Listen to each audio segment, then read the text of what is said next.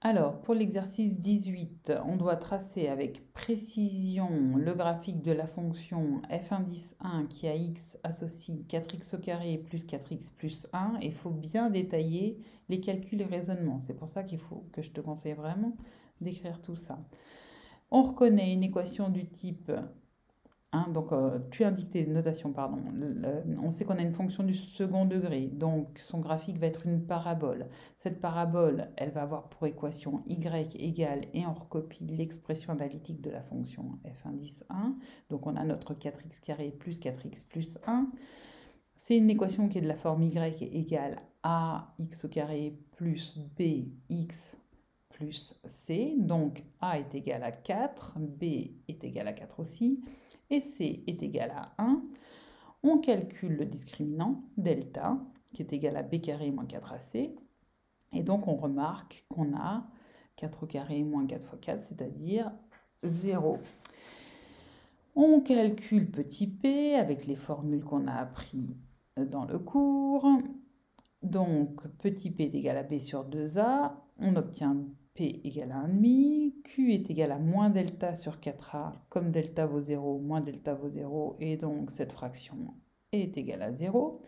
On sait que les coordonnées du sommet de la parabole, c'est de la forme moins PQ, comme P est égal à 1,5, moins P c'est moins 1,5.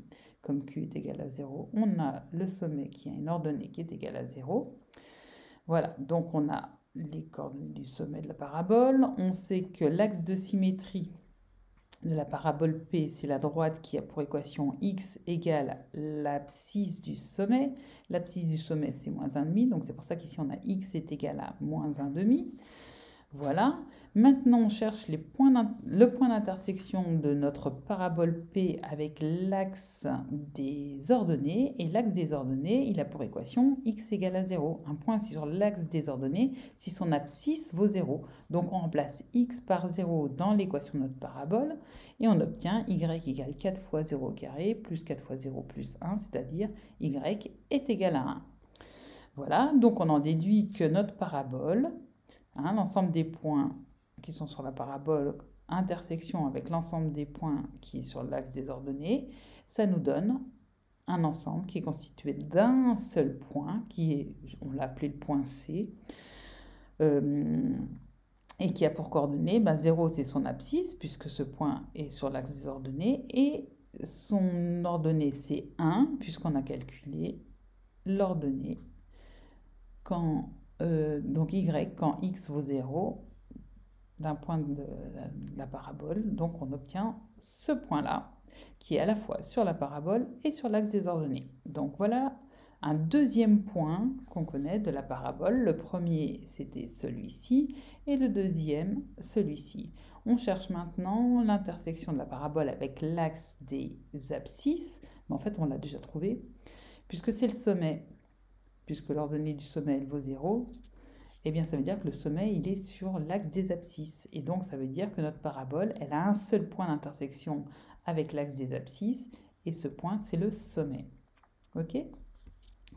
Voilà, et sinon tu peux le vérifier en remplaçant y par 0 dans l'équation de la parabole, et tu obtiens 4x au carré plus 4x plus 1 égale à 0, et là tu reconnais une identité remarquable. 4x carré plus 4x plus 1, c'est le carré de 2x plus 1.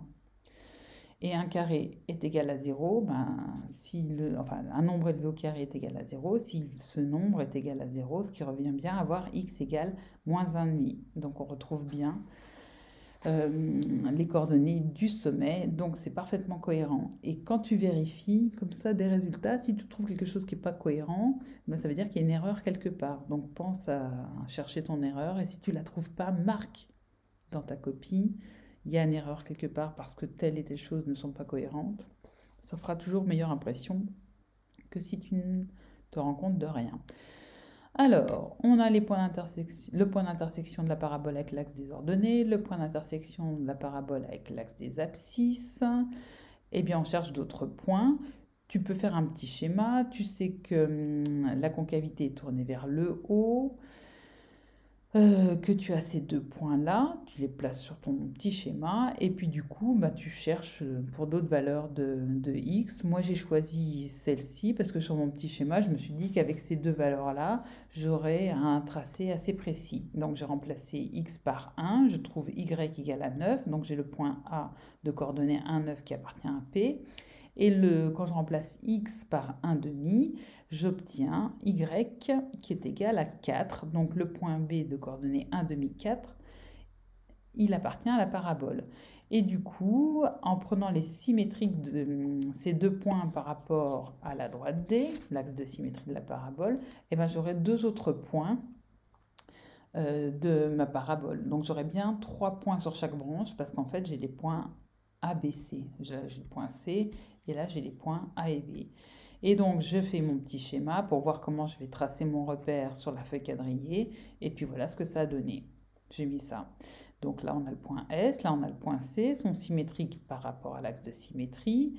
Le point B qui a pour coordonnées 1 demi 4 et le point A qui a pour coordonnées 1, 9 et sont symétriques.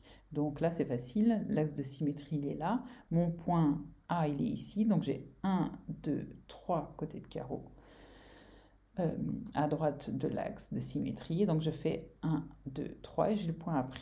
Et pareil ici, je fais 1, 2 et j'ai le symétrique. 1, 2, etc. Ben voilà, pour le tracé de cette parabole, on peut grossir un petit peu pour voir un peu mieux. J'ai peut-être un petit peu trop grossi. Mais voilà, on s'arrête là. Ok.